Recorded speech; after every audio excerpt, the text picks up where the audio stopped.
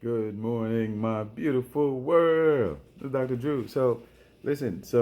This morning, this day, this early rising, I'm going to finish Saint John chapter 8, the eighth chapter of Saint John, and I ended the last video that I did on my Bible with verse 32 in St. John chapter 8 when this is a famous verse in the Bible, okay? Famous verse where Jesus said, "And ye shall know the truth, and the truth shall make you free." So everybody pick this up and they use it, they quote Jesus all the time. And you shall know the truth, and the truth shall make you free. But what they didn't read was the verse before that, which is 31. And Jesus had this conversation. He was talking about who sent him, and he was proving his credibility, and but he was doing it to these people who were considered to be his adversary, the Jews. Okay, so then Jesus said in 31, he said, "Then said Jesus unto those Jews that believed on him." So some of the Jews, after listening to what he had to say, then they accepted him as being who he said he was, right? And he said, "If you continue in my words, then you are my disciples indeed." And then that's when he said, "And you shall know the truth, and the truth shall make you free." Okay? So let's take it in stride and continue where I left off. Okay?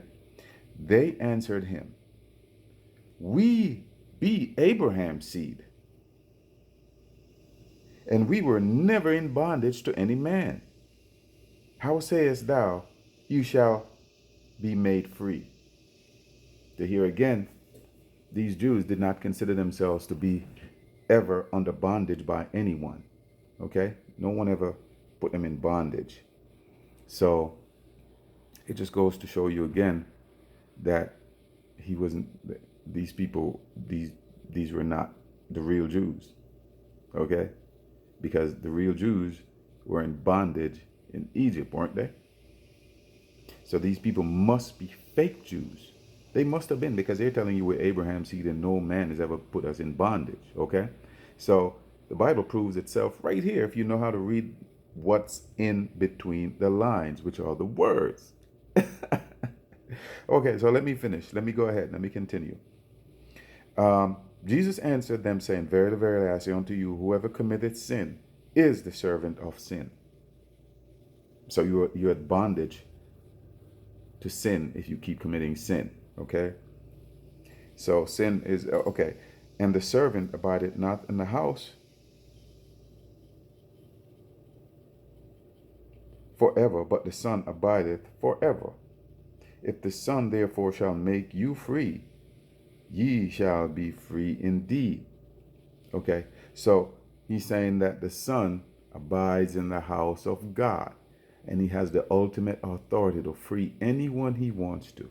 Okay, and the Jews said that they were never slaves. Okay, "If the Son therefore shall make you free, you shall be free indeed. I know that you are Abraham's seed, but you seek to kill me, because my words hath no place in you. I speak that I speak that which I have seen in my Father, and ye do that which you have seen with your father." Jesus' father is God. So who is their father? Let's continue. They answered and said unto him, "Abraham is our father." Jesus said unto them, "If you were Abraham's children, you would do the works of Abraham." So they're not doing Abraham's work, are they? "But now you seek to kill me, a man that hath told you the truth, which I have heard of God. This did not Abraham. Abraham did not tell you what he heard of God." Okay? ye do the deeds of your father. Then said they to him, we be not born of fornication. So here, so check this out. So now they're going back, okay, because they know where Jesus was born. They understand the circumstance. They know his mother, right? So now they're talking about, yeah, we know where you came from. We didn't come from fornication, okay? We know that Mary was married to Joseph when you were born. That's basically what they're saying to God, okay? The Son of God who came under the circumstances under which he came. We have one Father, even God. That's what they said. We have one Father, even God, right? Jesus said unto them, if God were your Father, you would love me.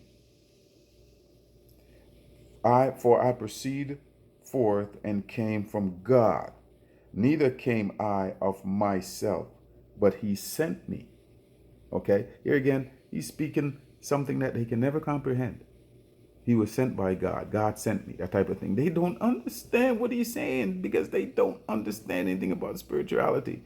He goes back, all he do is follow some laws, some rules that they inherited from the people that obviously they were amongst them. And they took this as being their salvation because they're always looking for something that they don't have. They don't have it, so they have to be fulfilled. So they fulfill themselves by following traditions. That's why they're always referring back to Abraham and Judean laws and all that crap, right? And then Jesus got a little frustrated here, okay? He says, why do you not understand my words, my speech? Why don't you understand what I'm saying? And he says, even because you cannot hear my words. That's why you cannot understand me. You can't hear, you cannot understand because you can't hear me. Okay? Ye are of your father, the devil, and the lust of your father you will do. He was a murderer from the beginning, and abode not in the truth. He abode not in the truth, because there is no truth in him. You wonder why there's so many lies in the media. Everything is a lie. You have to have to look through the lies. You have to decipher the lies. You have to do all of that because their father is the devil, and he's a liar. He's been a liar from day one, and that's never changed, okay? If you're from a lying seed, you will be a liar. And every time I look at the television or listen to anything that comes over the broadcasting spell system, I see lies that I have to work through. Okay, I have to work through the lies. So therefore, if anything is a little bit of a lie, it's a lie. So why participate? Just leave that crap alone. You know what I'm saying? Leave the media alone. There is no truth in him. When he speaketh a lie, he speaketh of his own. For he's a liar, and he's the father of it. The devil, that is. I hope the sound of the lawnmower is not too disturbing. Somebody's cutting the grass, okay? And because I tell you the truth, you believe me not. A liar is diametrically opposed to the truth, okay? Listen to me. The truth sounds like a lie to a liar, okay? Just like a person who is into the truth, a lie is a lie. Diametrically opposed to it. It's like an opposition.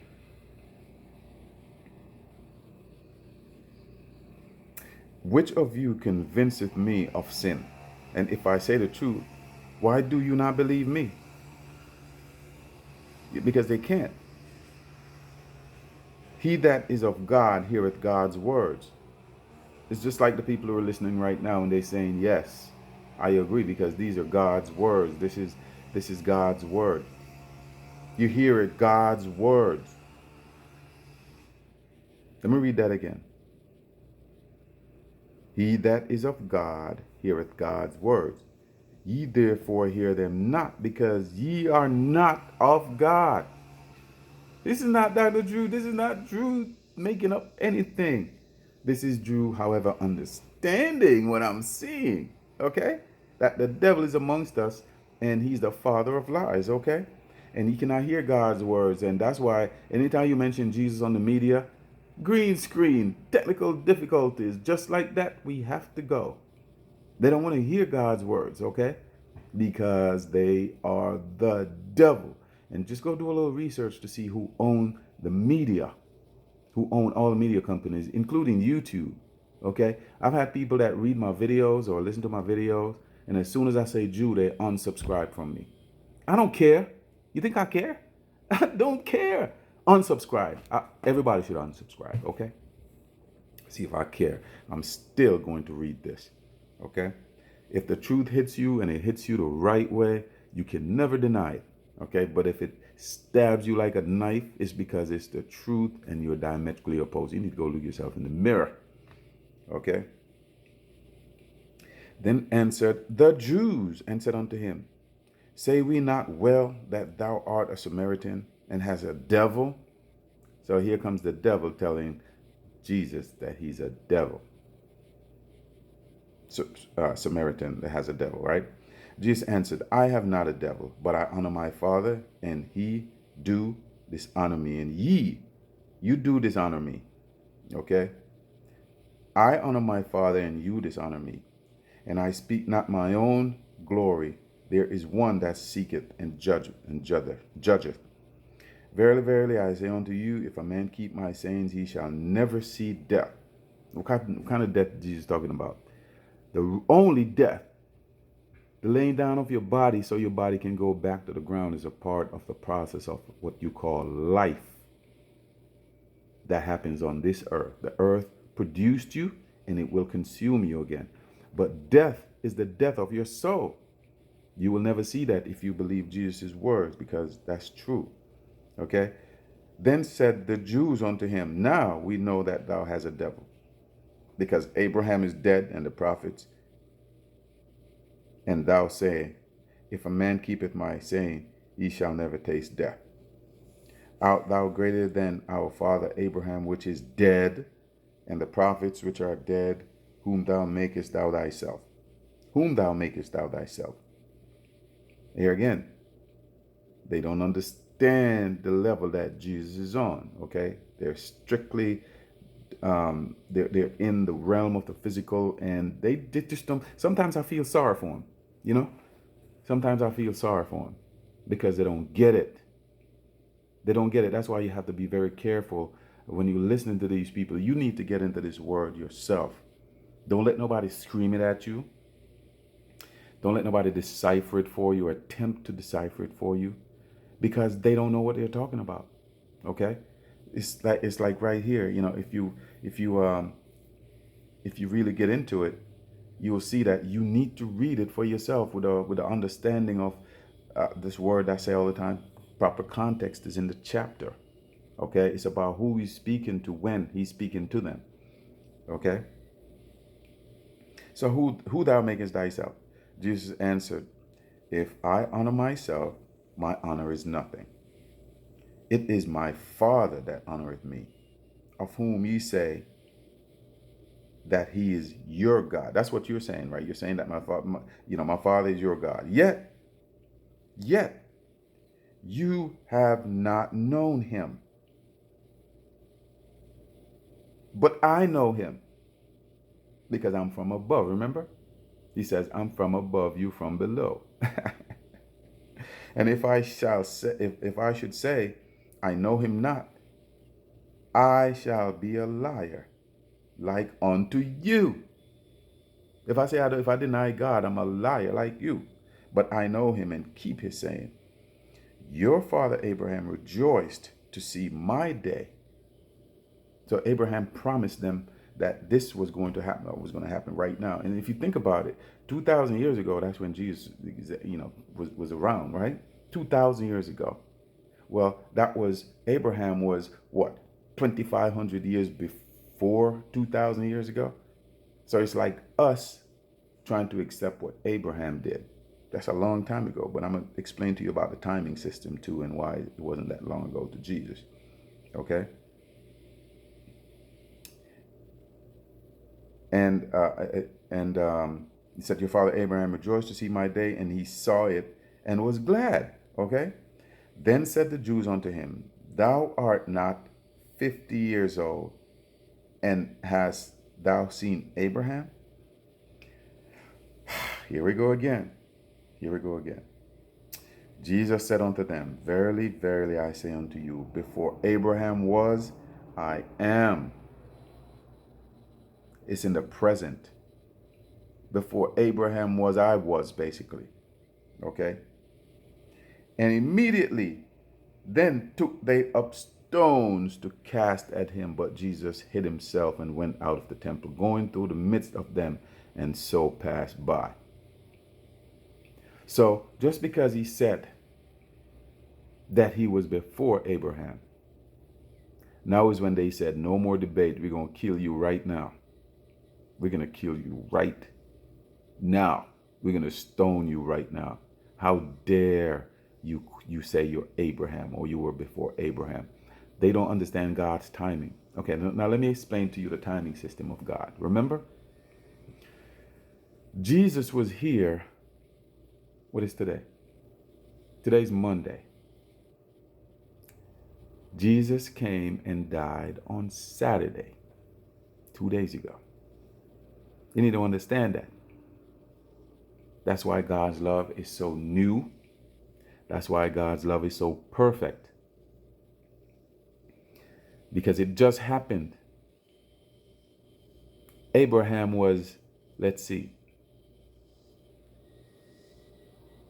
Abraham was around Thursday. Today's Monday. Abraham was last Thursday. 1,000 years to you is the day to the Lord. Remember, Jesus had to come into this world, manifest himself through the ground, just like his everything. That's just how earth works. So you can relate to him. I dealt with this in the previous part of it, okay? In previous video. But he died. He had to die a physical death because that's what men do, okay? Now, after he died, he came up again. He came out of that body, okay? He came out of that body spiritually, okay? And then he became glorified. He was glorified as a being again, as a timeless being again. And then he went back home. And then he sent something back to his followers, okay? That was also timeless and not specifically physical, okay, that they could feel. Because that's the process that we also have to go through, okay? Because remember, we came from the same place as Jesus, heaven. That's where we came from. So he was trying to tell them that I was there last Wednesday, last Thursday. I was there before Abraham. Remember, there's no time system in heaven. There's no time. Life is time. Time is measured in terms of earthly experiences, growth, death, development. Okay, that's time. It takes time to do that. Once Jesus manifested into this dirt, he had to go through the process of time. Now he's out of time after he died. Now he goes back into the eternal realm where there's no sun and there's no moon. There's no moon, there's no sun. Okay?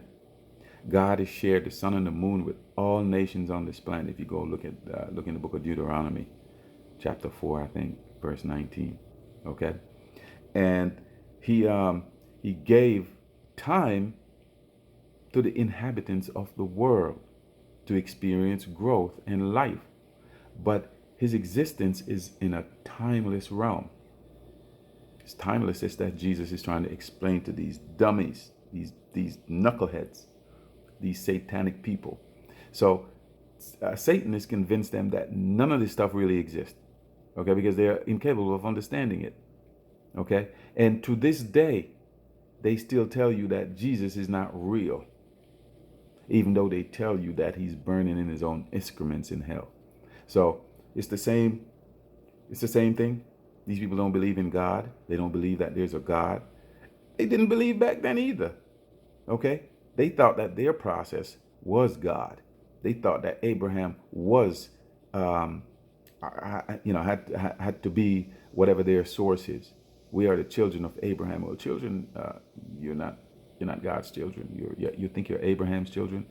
That didn't have anything to do with anything. It's about where Abraham came from, and you were not Abraham's children. Okay, you were fake. I just read it that they knew they were fake. They were fake. Okay, so it just never stops, and it's all written here in the book of John to be read by you. You need to read it. You need to read it. Okay, there's so many. I was just checking out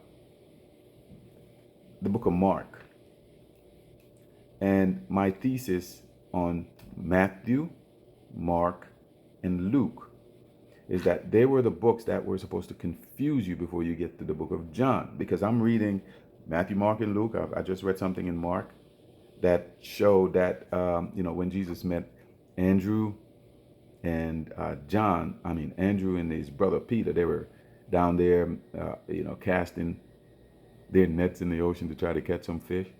Well, over in the book of John, that's not how he met them. He met them a whole different way. Okay? He met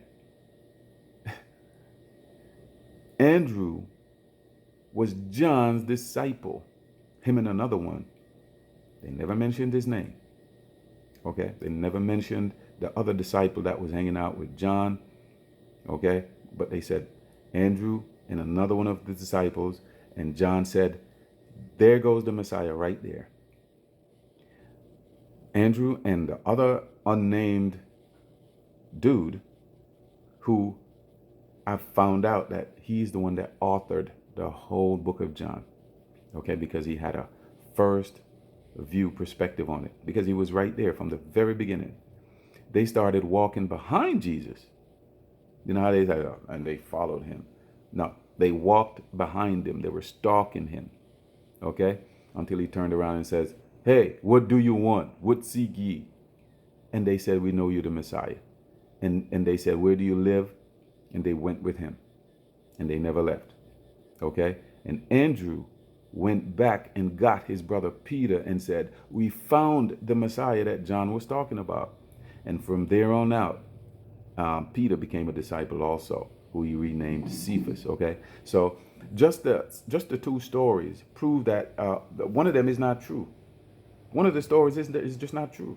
Okay, I don't know how else to say it. One of the stories is just not true. Okay, and also it said something about John was thrown into jail immediately after he baptized Jesus. That's not true either. That's not true. That is simply not true. The book of John, and that was in the book of Mark. Same story. I mean, he was already doing miracles. He was already doing miracles in the very first chapter. No, that's just not true. The story, the perspective on the story is just absolutely different. So I choose to accept what's written in the book of John because it's more personal, and it appears to be more logical, and it gives you a greater perspective on Jesus and what he actually was doing and the timeline. Okay, but you need to understand that Jesus is an avatar. Okay, he's an avatar, mutajasida. That's what he is. He's a being that incarnated into this world. Okay, and went through the normal processes of development as a human being, so you can relate to him. You have to be able to relate to him to know him. How do you know him? You have to know yourself. That's why I said, if you know yourself, that's the first commandment. Know yourself. You got to know yourself. If you know yourself, you will also know Jesus, because you understand what he had to go through, and he did it just for you, for you to have a chance to return back to your eternal home. All right. So chapter 8 of St. John is beautiful. This is where Jesus actually referred to the Jews, Jews, as the children of the devil. Okay? But he gave them a chance to repent. He gave them a chance to understand the truth. And he said they were a slave to sin. Okay? But if they knew the truth, And ye shall know the truth. In verse 32 of chapter 8, it says, and you shall know the truth, and the truth shall make you free. So anytime anybody quote that to you ever again, ask them, what does that mean, and who was Jesus talking to? Who's going to be free? Okay? Because they claim that they were never in bondage. So who were they? They claimed they were never in bondage. And we know that the Israelites were in bondage in Egypt. So who are these people? That's what I want to know. They said they're Abraham's seed, okay? And they were never in bondage to any man. So who are they? That's what I want to know, okay? I need to know who they are. Well, if you read between the lines and you have any type of intelligence, you will know who they are, okay? And they are the actual enslavers. You need to understand that. And you know what? I know people are going to call me names. I know people are going to, try to get this. If I ever decide to publish this video, they might have tried to get it removed and all that. It doesn't matter. None of it matters. It just proves my point. Okay? It just proves my point. The same people that own all this platform, all these platforms, all of them. Okay? So they own the platforms. The next video I'm going to do is I'm going to talk about people who running around talk about they were saved by Jesus. God saved them. They were saved. You're not safe in this world. You're not going to be in America.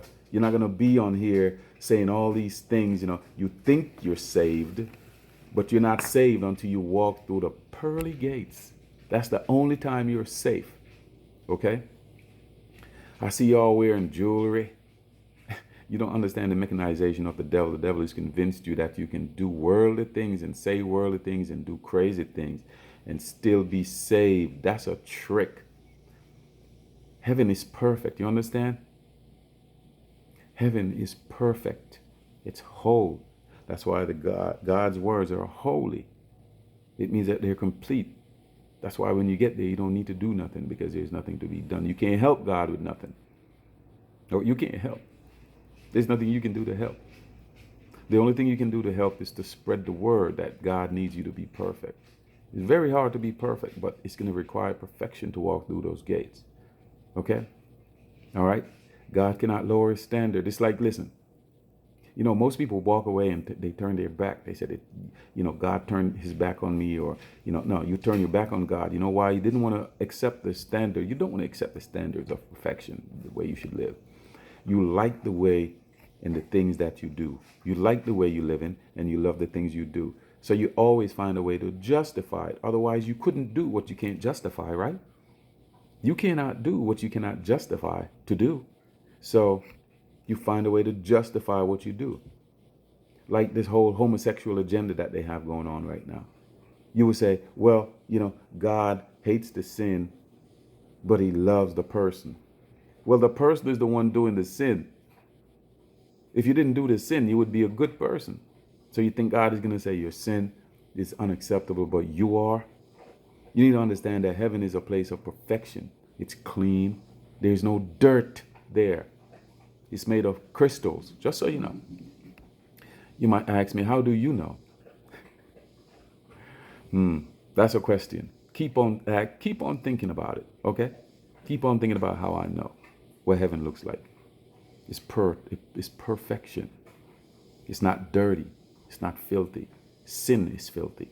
Sin is dirty. Okay? Now, for the standard of heaven, why would God drop that standard so you can walk into it and bring your dirty ass there?